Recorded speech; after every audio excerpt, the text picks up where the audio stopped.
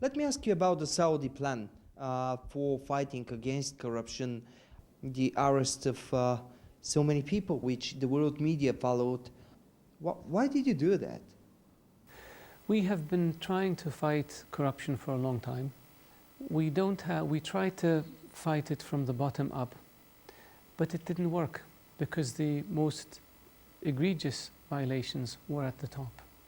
So King Salman 2 years ago made an announcement that we will fight corruption. And about a year ago or less, 11 months ago, the Crown Prince, Prince Mohammed bin Salman, said that we will fight corruption and we will hold people accountable whether they are princes or ministers. And people didn't think the government was serious. 2 years ago, an investigation was launched to look at bank accounts and to look at quietly. And the public prosecutor came up with over 200 names that he believed were guilty. And so those people were brought into the Ritz-Carlton and they were told, you have a choice, here's the evidence. You can give back the money you stole and you can go home and no charges will be filed.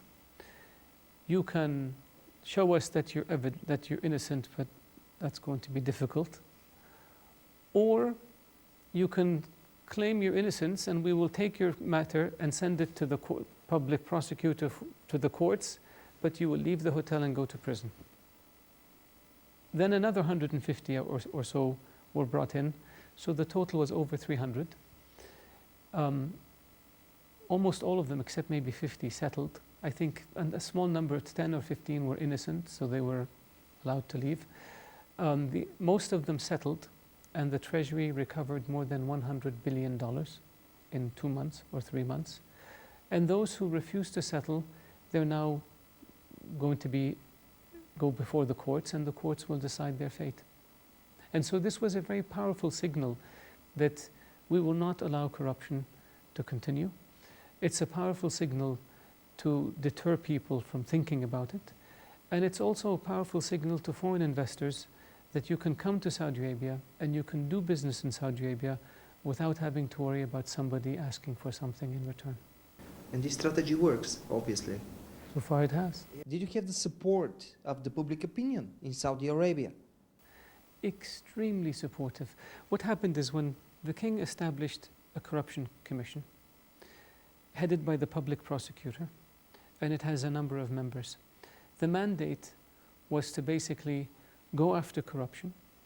The announcements were made, and I believe people were stunned by the prominence of some of the individuals who were brought in for questioning. The reason they were at the Ritz-Carlton is because they were not detained. They were being questioned, and they're negotiating with them. Those who refused have now been referred to detention centers. But in terms of our public, it is extremely positive because it shows seriousness. And where you have corruption, you don't have justice. These funds were stolen from the public treasury. These funds, more than $100 billion, could have been used to build more schools, more hospitals, more roads. These funds could have been used to make more investments in technology that will then pay dividends for the future of our country.